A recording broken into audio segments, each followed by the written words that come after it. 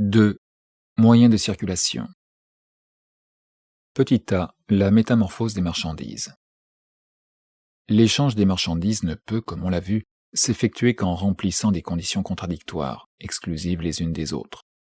Son développement, qui fait apparaître la marchandise comme chose à double face, valeur d'usage et valeur d'échange, ne fait pas disparaître ces contradictions mais crée la forme dans laquelle elles peuvent se mouvoir. C'est d'ailleurs la seule méthode pour résoudre des contradictions réelles. C'est par exemple une contradiction qu'un corps tombe constamment sur un autre et cependant le fuit constamment. L'ellipse est une des formes de mouvement par lesquelles cette contradiction se réalise et se résout à la fois. L'échange fait passer les marchandises des mains dans lesquelles elles sont des non-valeurs d'usage aux mains dans lesquelles elles servent de valeurs d'usage. Le produit d'un travail utile remplace le produit d'un autre travail utile.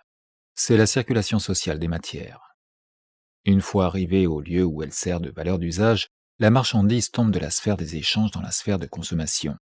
Mais cette circulation matérielle ne s'accomplit que par une série de changements de forme ou une métamorphose de la marchandise que nous avons maintenant à étudier. Ce côté morphologique du mouvement est un peu difficile à saisir, puisque tout changement de forme d'une marchandise s'effectue par l'échange de deux marchandises. Une marchandise dépouille par exemple sa forme usuelle pour revêtir sa forme monnaie. Comment cela arrive-t-il ? Par son échange avec l'or. Simple échange de deux marchandises, voilà le fait palpable. Mais il faut y regarder de plus près. L'or occupe un pôle, tous les articles utiles le pôle opposé. Des deux côtés, il y a marchandise, unité de valeur d'usage et de valeur d'échange. Mais cette unité de contraire se représente inversement aux deux extrêmes. La forme usuelle de la marchandise en est la forme réelle, tandis que sa valeur d'échange n'est exprimée qu'idéalement en or imaginé par son prix. La forme naturelle, métallique de l'or, est au contraire sa forme d'échangeabilité générale, sa forme valeur, tandis que sa valeur d'usage n'est exprimée qu'idéalement dans la série des marchandises qui figurent comme ses équivalents. Or, quand une marchandise s'échange contre de l'or, elle change du même coup sa forme usuelle en forme valeur. Quand l'or s'échange contre une marchandise, il change de même sa forme valeur en forme usuelle. Après ces remarques préliminaires, transportons-nous maintenant sur le théâtre de l'action, le marché. Nous y accompagnons un échangiste quelconque, notre vieille connaissance le tisserand par exemple. Sa marchandise, 20 mètres de toile, a un prix déterminé, soit de 2 livres sterling. Il l'échange contre 2 livres sterling, et puis, en homme de vieille roche qu'il est, échange les 2 livres sterling contre une Bible d'un prix égal. La toile, qui pour lui n'est que marchandise, porte-valeur, est aliénée contre l'or, et cette figure de sa valeur est aliénée de nouveau contre une autre marchandise, la Bible. Celle-ci entre dans la maisonnette du tisserand pour y servir de valeur d'usage et y porter réconfort à des hommes modestes. L'échange ne s'accomplit donc pas sans donner lieu à deux métamorphoses opposées et qui se complètent l'une l'autre, transformation de la marchandise en argent et sa retransformation d'argent en marchandise. Note 16. Ces deux métamorphoses de la marchandise présentent, au point de vue de son possesseur, deux actes, vente, échange de la marchandise contre l'argent, achat, échange de l'argent contre la marchandise, et en même temps l'ensemble de ces deux actes, vendre pour acheter. Ce qui résulte pour le tisserand de cette affaire, c'est qu'il possède maintenant une Bible et non de la toile, à la place de sa première marchandise, une autre d'une valeur égale, mais d'une utilité différente. Il se procure de la même manière ses autres moyens de subsistance et de production. De son point de vue, ce mouvement de vente et d'achat ne fait en dernier lieu que remplacer une marchandise par une autre, ou qu'échanger des produits. L'échange de la marchandise implique donc les changements de forme que voici. Marchandise, argent, marchandise, M, A, M. Considéré sous son aspect purement matériel, le mouvement aboutit à M, M, échange de marchandise contre marchandise, permutation de matière du travail social. Tel est le résultat dans lequel vient s'éteindre le phénomène. Nous aurons maintenant à examiner à part chacune des deux métamorphoses successives que la marchandise doit traverser. M.A. Première métamorphose de la marchandise ou vente. La valeur de la marchandise saute de son propre corps dans celui de l'or. C'est son saut périlleux. S'il manque, elle ne s'en portera pas plus mal, mais son possesseur sera frustré. Tout en multipliant ses besoins, la division sociale du travail a du même coup rétréci sa capacité productive. C'est précisément pourquoi son produit ne lui sert que de valeur d'échange ou d'équivalent général. Toutefois, il n'acquiert cette forme qu'en se convertissant en argent, et l'argent se trouve dans la poche d'autrui. Pour le tirer de là, il faut avant tout que la marchandise soit valeur d'usage pour l'acheteur, que le travail dépensé en elle ait été sous une forme socialement utile ou qu'il soit légitimé comme branche de la division sociale du travail. Mais la division du travail crée un organisme de production spontanée, dont les fils ont été tissés et se tissent encore à l'insu des producteurs échangistes. Il se peut que la marchandise provienne d'un nouveau genre de travail, destiné à satisfaire ou même à provoquer des besoins nouveaux. Entrelacé hier encore dans les nombreuses fonctions dont se compose un seul métier, un travail par salaire peut aujourd'hui se détacher de cet ensemble, s'isoler et envoyer au marché son produit partiel à titre de marchandise complète, sans que rien garantisse que les circonstances soient mûres pour ce fractionnement. Un produit satisfait aujourd'hui un besoin social. Demain, il sera peut-être remplacé en tout ou en partie par un produit rival. Lors même que le travail, comme celui de notre tisserand, est un membre patenté de la division sociale du travail, la valeur d'usage de ces 20 mètres de toile n'est pas pour cela précisément garantie. Si le besoin de toile dans la société, et ce besoin à sa mesure comme toute autre chose, est déjà rassasié par des tisserands rivaux, le produit de notre ami devient superflu et conséquemment inutile. Supposons cependant que la valeur utile de son produit soit constatée et que l'argent soit attiré par la marchandise. Combien d'argent? Telle est maintenant la question. Il est vrai que la réponse se trouve déjà par anticipation dans le prix de la marchandise, l'exposant de sa grandeur de valeur. Nous faisons abstraction du côté faible du vendeur, de fautes de calcul plus ou moins intentionnelles, lesquelles sont sans pitié corrigées sur le marché. Supposons qu'il n'ait dépensé que le temps socialement nécessaire pour faire son produit. Le prix de sa marchandise n'est donc que le nom monétaire du quantum de travail qu'exige en moyenne tout article de la même sorte. Mais à l'insu, et sans la permission de notre tisserand, les vieux procédés employés pour le tissage ont été mis sans dessus-dessous. Le temps de travail socialement nécessaire hier pour la production d'un mètre de toile ne l'est plus aujourd'hui, comme l'homme aux écus s'empresse de le lui démontrer par le tarif de ses concurrents. Pour son malheur, il y a beaucoup de tisserands au monde. Supposons enfin que chaque morceau de toile qui se trouve sur le marché n'ait coûté que le temps de travail socialement nécessaire.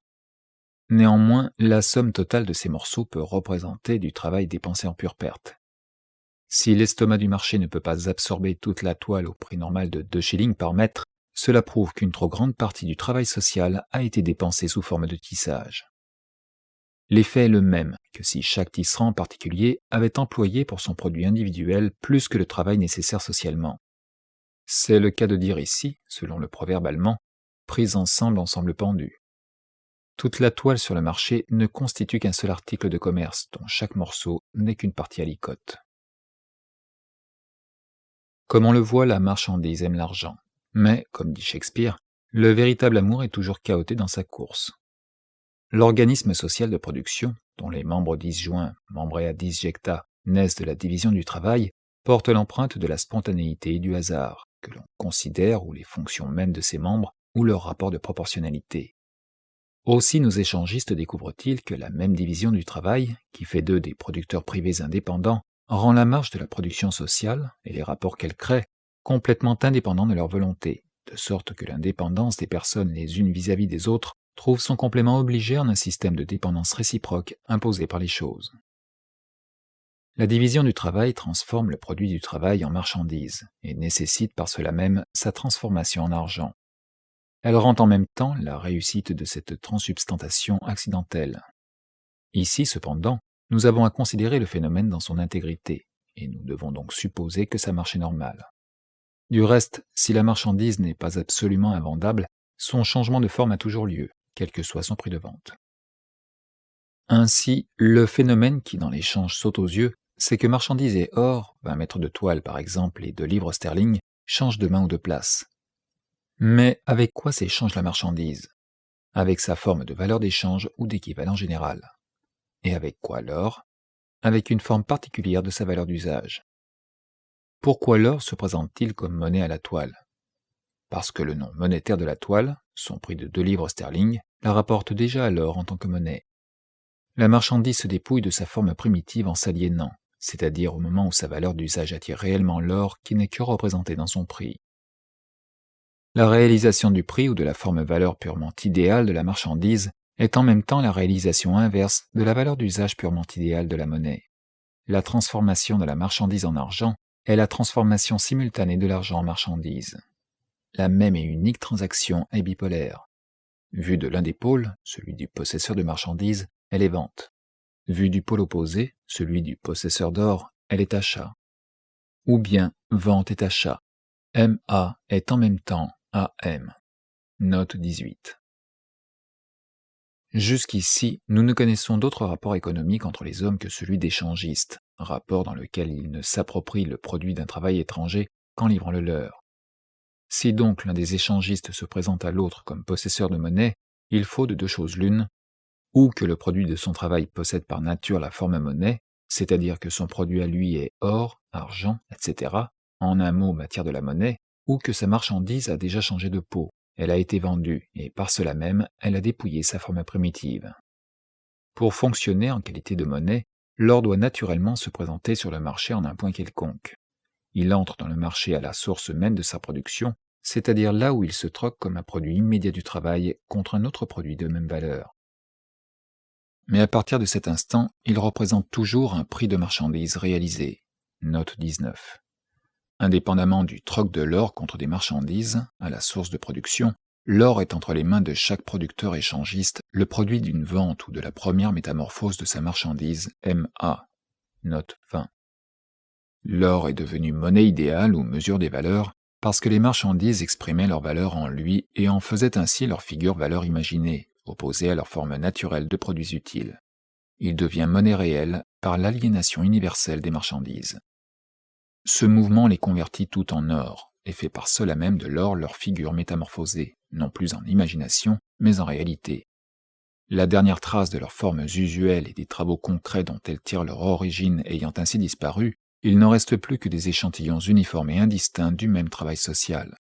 À voir une pièce de monnaie, on ne saurait dire quel article a été converti en elle. La monnaie peut donc être de la boue, quoique la boue ne soit pas monnaie. Supposons maintenant que les deux pièces d'or contre lesquelles notre tisserand a aligné sa marchandise proviennent de la métamorphose d'un quart de froment. La vente de la toile MA est en même temps son achat, AM. En tant que la toile est vendue, cette marchandise commence un mouvement qui finit par son contraire, l'achat de la Bible. En tant que la toile est achetée, elle finit un mouvement qui a commencé par son contraire, la vente du froment. MA, toile argent, cette première phase de MAM, toile argent Bible, est en même temps AM, argent toile, la dernière phase d'un autre mouvement MAM, froment argent toile. La première métamorphose d'une marchandise, son passage de la forme marchandise à la forme argent, est toujours seconde métamorphose tout aussi opposée d'une autre marchandise, son retour de la forme argent à la forme marchandise. Note 21. AM, métamorphose deuxième et finale, achat. L'argent est la marchandise qui a pour caractère l'aliénabilité absolue, parce qu'il est le produit de l'aliénation universelle de toutes les autres marchandises. Il lie tous les produits à rebours, et se mire ainsi dans les corps de tous les produits comme dans la matière qui se donne à lui pour qu'il devienne valeur d'usage lui-même. En même temps, les prix qui sont pour ainsi dire les œillettes amoureuses que lui lancent les marchandises indiquent la limite de sa faculté de conversion, c'est-à-dire sa propre quantité. La marchandise disparaissant dans l'acte de sa conversion en argent, l'argent dont dispose un particulier ne laisse entrevoir ni comment il est tombé sous sa main, ni quelle chose a été transformée en lui. Impossible de sentir non honnête d'où il tire son origine. Si d'un côté il représente des marchandises vendues, il représente de l'autre des marchandises achetées. Note 22. AM, l'achat, est en même temps vente, MA, la dernière métamorphose d'une marchandise, la première d'une autre. Pour notre tisserand, la carrière de sa marchandise se termine à la Bible, en laquelle il a converti ses 2 livres sterling. Mais le vendeur de la Bible dépense cette somme en eau-de-vie. AM, la dernière phase de MAM, toile argent Bible, est en même temps MA, la première phase de MAM, Bible argent eau-de-vie. La division sociale du travail restreint chaque producteur échangiste à la confection d'un article spécial qu'il vend souvent en gros. De l'autre côté, ses besoins divers et toujours renaissants le forcent d'employer l'argent ainsi obtenu à des achats plus ou moins nombreux. Une seule vente devient le point de départ d'achats divers. La métamorphose finale d'une marchandise forme ainsi une somme de métamorphoses premières d'autres marchandises. Une seule vente devient le point de départ d'achats divers. La métamorphose finale d'une marchandise forme ainsi une somme de métamorphoses premières d'autres marchandises. Examinons maintenant la métamorphose complète, l'ensemble des deux mouvements MA et AM. Ils s'accomplissent par deux transactions inverses de l'échangiste, la vente et l'achat, qui lui impriment le double caractère de vendeur et d'acheteur. De même que dans chaque changement de forme de la marchandise, ces deux formes, marchandise et argent, existent simultanément, quoiqu'à des pôles opposés, de même dans chaque transaction de vente et d'achat, les deux formes de l'échangiste, vendeur et acheteur, se font face. De même qu'une marchandise, la toile par exemple, subit alternativement deux transformations inverses, de marchandise devient argent et d'argent marchandise, de même son possesseur joue alternativement sur le marché les rôles de vendeur et d'acheteur. Ces caractères, au lieu d'être des attributs fixes, passent donc tour à tour d'un échangiste à l'autre. La métamorphose complète d'une marchandise suppose dans sa forme la plus simple 4 termes. Marchandise et argent, possesseur de marchandise et possesseur d'argent, voilà les deux extrêmes qui se font face 2 fois. Cependant, un des échangistes intervient d'abord dans son rôle de vendeur, possesseur de marchandises, et ensuite dans son rôle d'acheteur, possesseur d'argent. Il n'y a donc que 3 personae dramatis. Note 23. Comme terme final de la première métamorphose, l'argent est en même temps le point de départ de la seconde. De même, le vendeur du premier acte devient l'acheteur dans le second, où un troisième possesseur de marchandises se présente à lui comme vendeur. Les deux mouvements inverses de la métamorphose d'une marchandise décrivent un cercle. Forme marchandise, effacement de cette forme dans l'argent, retour à la forme marchandise. Ce cercle commence et finit par la forme marchandise. Au point de départ, elle s'attache à un produit qui est non valeur d'usage pour son possesseur, au point de retour à un autre produit qui lui sert de valeur d'usage. Remarquons encore que l'argent aussi joue là un double rôle. Dans la première métamorphose, il se pose en face de la marchandise comme la figure de sa valeur, qui possède ailleurs, dans la poche d'autrui, une réalité dure et sonnante. Dès que la marchandise est changée en chrysalide d'argent, l'argent cesse d'être un cristal solide. Il n'est plus que la forme transitoire de la marchandise, sa forme équivalente qui doit s'évanouir et se convertir en valeur d'usage. Les deux métamorphoses qui constituent le mouvement circulaire d'une marchandise forment simultanément des métamorphoses partielles et inverses de deux autres marchandises. La première métamorphose de la toile, par exemple toile-argent, est la seconde et dernière métamorphose du froment, froment-argent-toile. La dernière métamorphose de la toile, argent-Bible, est la première métamorphose de la Bible, Bible-argent. Le cercle que forme la série des métamorphoses de chaque marchandise s'engrène ainsi dans les cercles que forment les autres. L'ensemble de tous ces cercles constitue la circulation des marchandises. La circulation des marchandises se distingue essentiellement de l'échange immédiat des produits. Pour s'en convaincre, il suffit de jeter un coup d'œil sur ce qui s'est passé. Le tisserand a bien échangé sa toile contre une Bible, sa propre marchandise contre une autre. Mais ce phénomène n'est vrai que pour lui. Le vendeur de Bible, qui préfère le chaud au froid, ne pensait point échanger sa Bible contre de la toile. Le tisserand n'a peut-être pas le moindre soupçon que c'était du froment qui s'est échangé contre sa toile, etc. La marchandise de B est substituée à la marchandise de A. Mais A et B n'échangent point leurs marchandises réciproquement. Il se peut bien que A et B achètent l'un de l'autre, mais c'est un cas particulier et point du tout un rapport nécessairement donné par les conditions générales de la circulation. La circulation élargit au contraire la sphère de la permutation matérielle du travail social, en émancipant les producteurs des limites locales individuelles inséparables de l'échange immédiat de leurs produits. De l'autre côté, ce développement même donne lieu à un ensemble de rapports sociaux indépendants des agents de la circulation et qui échappent à leur contrôle. Par exemple, si le tisserand peut vendre sa toile, c'est que le paysan a vendu du froment. Si Pritchard vend sa Bible, c'est que le tisserand a vendu sa toile. Le distillateur ne vend son eau brûlée que parce que l'autre a déjà vendu l'eau de la vie éternelle, et ainsi de suite. La circulation ne s'éteint pas non plus, comme l'échange immédiat, dans le changement de place ou de main des produits.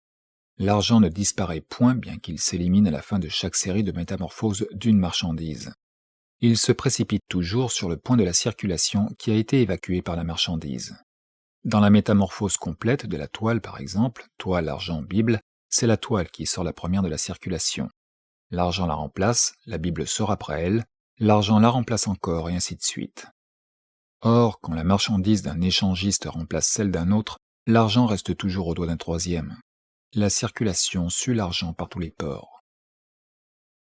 Rien de plus niais que le dogme d'après lequel la circulation implique nécessairement l'équilibre des achats et des ventes, vu que toute vente est achat et réciproquement. Si cela veut dire que le nombre des ventes réellement effectuées est égal au même nombre d'achats, ce n'est qu'une plate tautologie. Mais ce qu'on prétend prouver, c'est que le vendeur amène au marché son propre acheteur. Vente et achat sont un acte identique comme rapport réciproque de deux personnes polariquement opposées, du possesseur de la marchandise et du possesseur de l'argent. Ils forment deux actes polariquement opposés comme action de la même personne. L'identité de vente et d'achat entraîne donc comme conséquence que la marchandise devient inutile si, une fois jetée dans la cornue alchimique de la circulation, elle n'en sort pas argent. Si l'un n'achète pas, l'autre ne peut vendre. Cette identité suppose de plus que le succès de la transaction forme un point d'arrêt, un intermède dans la vie de la marchandise, intermède qui peut durer plus ou moins longtemps. La première métamorphose d'une marchandise étant à la fois vente et achat est par cela même séparable de sa métamorphose complémentaire.